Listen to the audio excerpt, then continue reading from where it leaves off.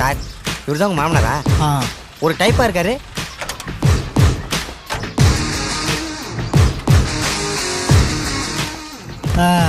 எனக்கு வேலை இல்லை. வேலை இல்லாமல் உன் பொண்ணை எப்படி காப்பாற்ற போகிறங்கிறது தானே உன் பிரச்சனை. வேலை கிடச்சிருச்சு. அம்பாள் டிரான்ஸ்போர்ட் கம்பெனியில் டிரைவரா? சூப்பர்வைசர். மாதம் 10,000 ரூபாய் சம்பளம். உன் பொண்ணை காப்பாற்ற இந்த சம்பளம் போதும்ல? கிளப்ல 3 ஆட்டத்தில் கேட் அடைச்சா 10,000 பெரிய சம்பளம். சைலஜா வாமா. ஏண்டி இங்க வா. அத்தை வாங்க. மாப்பிளைக்கு வேலை கிடைச்சிருச்சு. 10,000 ரூபாய் சம்பளம். வேலை இல்லைன்னு சொன்னதுல ரோஷம் வந்து இப்ப வேலையோட வந்திருக்கிறாரு. நம்மளும் நம்ம வேலையை உடனடியா பார்க்கணும்ல. இப்பவே போய் ஜோதிசரை பார்த்துட்டு நிச்சயதாரத்துக்கு நாள் குறிச்சிட்டு வந்துடலாம். வா அம்மா. மாப்பிள்ளை முதல் தடவை வீட்டுக்கு வந்திருக்காரு. உள்ள கூட்டிட்டு போய் ஸ்வீட் கொடு.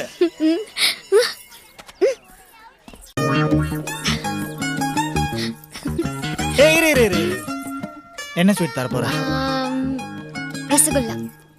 எனக்கு அந்த ஸ்வீட் வேண்டாம். ஏ ரசகுல்லா பிடிக்காதா? எனக்கு இந்த ஸ்வீட் தான் வேணும். ஒண்ணும் இல்ல, கண்ணாடி மறந்துட்டேன். பாட்டி அது கண்ணிலே தானே போட்டிருக்கேன். சைலஜா தப்பில்ல, தப்பே இல்ல. டேய் இது லவ் படம்டா. கட்டி பிடிச்சா தான் லவ் படம். கிஸ் பண்ணா அதுக்கு பேர் ஏன் படம்? உனக்கெல்லாம் ஆக்ஷன் படம் தான் லாய்க்கு.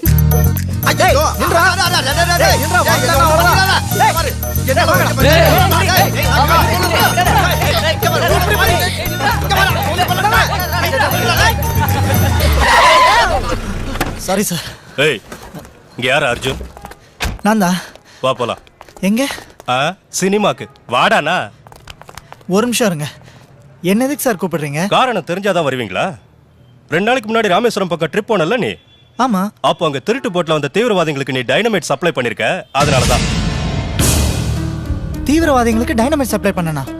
நான் வேலை விஷயமா போயிருந்தேன் சார். அம்பாள் டிரான்ஸ்போர்ட் கம்பெனில நான் சூப்பர்வைசரா வேலை பார்க்கறேன். தெரியும். உன் பேரை உங்க ஓனர் தான் என்கிட்ட சொன்னார். ஒத்துக்க அர்ஜுன், வேற வழி இல்லை. என்ன சார் சொல்றீங்க? நான் என்னப்பா பண்றது? போலீஸ் எல்லாத்தையும் கண்டுபிடிச்சிட்டாங்க. என் வயசுக்கு என்னால அடியெல்லாம் வாங்க முடியாது. அதான் உன்னை காட்டி கொடுக்க வேண்டியதா. ஏய் இவர் எதுக்கு இப்படி பேசுறாருன்னு எனக்கு புரியல. நான் வெறும் ட்ரிப்பு தான் சார் அடிச்சேன். வேணா என் கூட அந்த டிரைவர் கேட்டு பாருங்க சார். அவன் எல்லாத்தையும் சொல்லுவான். சொல்லிட்டா? டேய் சரக்கு எடுத்துட்டு போறோம் சொன்னீங்க. என்ன சரக்குன்னு சொல்லவே இல்லையே. உங்க கூட டிரைவரா வந்த பாவத்துக்கு நான் மாறிட்டு அவஸ்தைப்படுறேன்.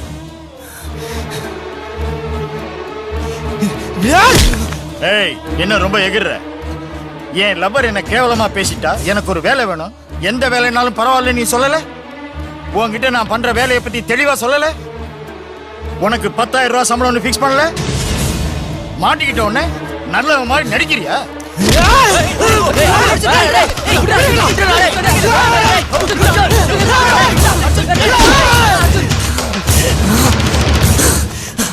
வேணாம் சார். நீங்க யூனிஃபார்ம்ல இருக்கீங்க. நானே வரேன்.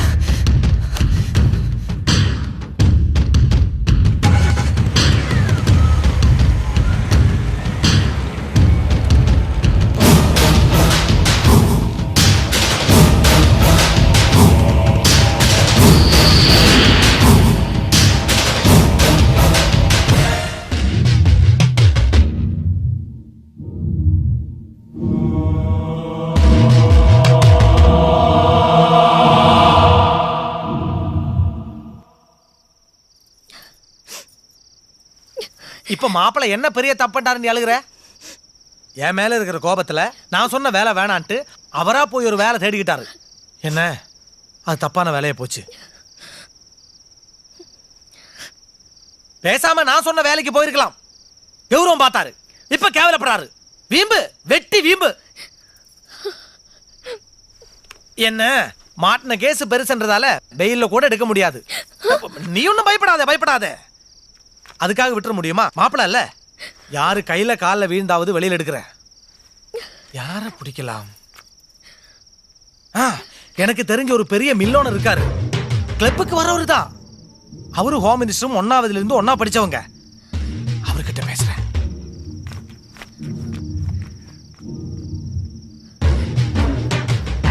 சார், நான் சுந்தரமூர்த்தி பேசுறேன் சார். சொல்லுங்க. ஒன்றும் இல்லை சார், நம்ம மாப்பிள்ள ரொம்ப நல்லவர். பாவம் ஒரு சின்ன கேஸில் மாட்டிக்கிட்டாரு. நீங்கள் தான் உங்கள் ஃப்ரெண்டு ஹோம் மினிஸ்டர் கிட்ட சொல்லி வெளியில் எடுக்கணும். சரி நான் பார்த்துக்கிறேன். Thank you sir. அதை அப்படியே என் பொண்ணுகிட்ட சொல்லிடுங்க சார். கொடுங்க.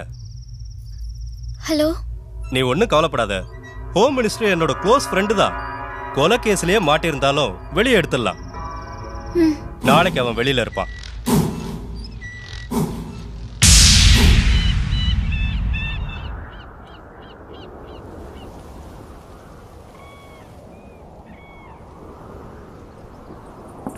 எங்க அப்பா வேலை வாங்கி தரேன்னப்போ சீட்டாடுற வேலையான்னு கிண்டல் பண்ண. இப்போ நீ தேடிக்கிட்ட வேலை ரொம்ப நல்ல வேலை இல்ல? ஷைலு, உனக்கு புரியல. நம்மளை பிரிக்கிறதுக்காக அந்த தேவாவும் உங்க அப்பாவும் சேர்ந்து பண்ண பிளான் இது. எங்க அப்பாவை உனக்கு வேலை வாங்கி கொடுத்தாரு, நீயா தேடிக்கிட்ட வேலை தானே? நீ பண்ண தப்புக்கு தேவையில்லாம எதுக்கு எங்க அப்பா விழுக்கிற? உன்னை வெளியே எடுக்க அவர் எவ்வளவு கஷ்டப்பட்டாருன்னு எனக்கு தான் தெரியும். இல்லனா நீ உள்ளேயே தான் இருந்திருப்ப. உன் கேஸுக்கு பெயில் கூட கிடையாதான். நம்மளை பிரிக்கணும்னு நினைச்சா அவர் எதுக்கு உன்னை வெளியில எடுக்கணும்? நீ வெளியே வர்றதுக்குள்ள என்ன வேற யாருக்காவது கல்யாணம் பண்ணி கொடுத்துடலாமே. எங்க அப்பாவை பத்தி உனக்கு எப்பவுமே தப்பான அபிப்பிராயம் தான். சரி, உங்க அப்பா எந்த தப்பும் பண்ணல. நான் தப்பு பண்ணிருப்பேன், நீ நம்புறியா? விடு அர்ஜுன், இத பத்தி நம்ம பேச வேணாம். ஷைலு, நான் தப்பு பண்ணிருப்பேன்னு நீ நம்புறியா? நம்பாம என்ன பண்றது? என் கண்ணால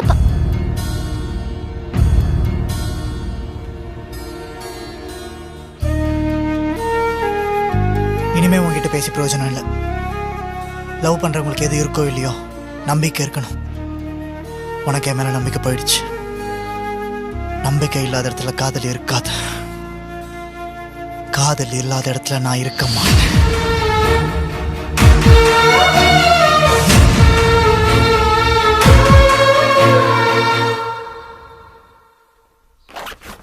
லவ் பண்ணும்போது இந்த மாதிரி சின்ன பிரச்சனைங்க வரதாண்டா செய்யும். அதுக்காக ஊரை விட்டு போயிடுவியா? இது சின்ன பிரச்சனை இல்ல, பெரிய பிரச்சனை. அவ என்ன நம்பல. நம்மளன்னா நம்புற மாதிரி நீ தாண்டா எடுத்து சொல்லணும். அவ என்ன சின்ன குழந்தையா எடுத்து சொல்றதுக்கு? பிடிவாதமா பேசாதடா. இந்த ஒரு தடவை நீ அவளை பார்த்து பேசினா பாருக்கா, யாரையும் கெஞ்சி கூத்தாடி நான் நல்லவன் ப்ரூவ் பண்ண வேண்டிய அவசியம் எனக்கு கிடையாது. நான் வேணும்னா அவளே என்ன தேடி வருவா. இப்ப என்ன, மாப்பிள்ள கோச்சிட்டு போயிட்டாரு, அவ்வளவுதானே? நீ போய் அவர்கிட்ட மறுபடியும் பேசு, எல்லாம் சரியாயிடும். என்ன கேட்டா நீ பண்ணதுதான் தப்பு. ஒருவேளை நிஜமாவே அந்த ரவுடி போய தேவாவும் உங்க அப்பாவுமா சேர்ந்து ஏதாவது திட்டம் போட்டு உங்க ரெண்டு பேரையும் பிரிக்கிறதுக்கு ஏற்பாடு பண்ணிருந்தாங்கன்னா, அடி பாவி, படாத பாடுபட்டு இவங்களை பிரிக்க பிளான் போட்ட. வேட்டு வச்சிரும் போல இருக்க. யோசிக்கிற நீ போய் உடனடியா அர்ஜுன் கிட்ட பேசு, எல்லாம் சரியாயிடும். போமா.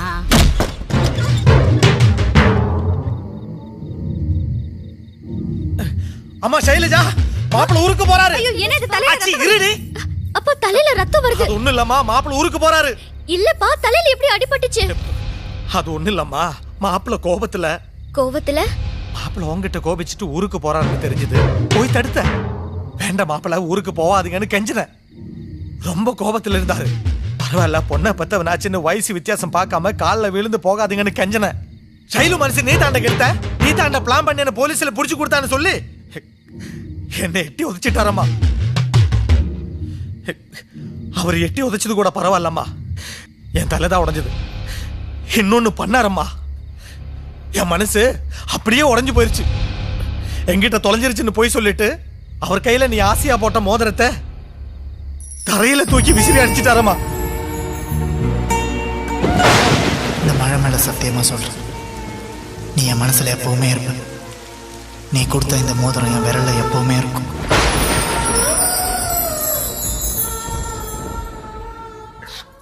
சரி விடுமா, அவருக்கு கோபம் ஜாஸ்தி.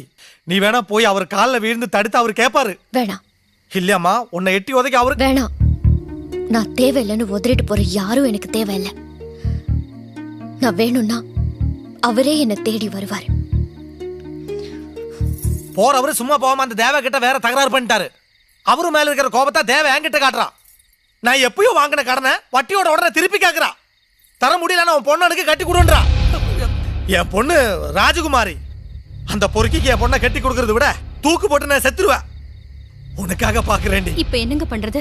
என்ன பண்றதுன்னு புரியல. ஆனா ஒரு வழி இருக்கு. அந்த ப்ரொடியூசர் இன்னும் பணத்தோட பின்னாடியே சுத்துறான். சைலஜா மட்டும் ஹீரோயின் ஆயிட்டா அந்த பணத்தை தேவ மூஞ்சியில விசிறடிச்சிடலாம். ஆனா பாவம் அவளே கஷ்டத்துல இருக்கா. அவகிட்ட எப்படி நடி அது இது அப்பா என்னம்மா? நான் சினிமால நடிக்கிறேன். அந்த பணத்துல கடனை தீத்துருங்க. ஐயோ ஆச்சி, பா, பா, பா, பா.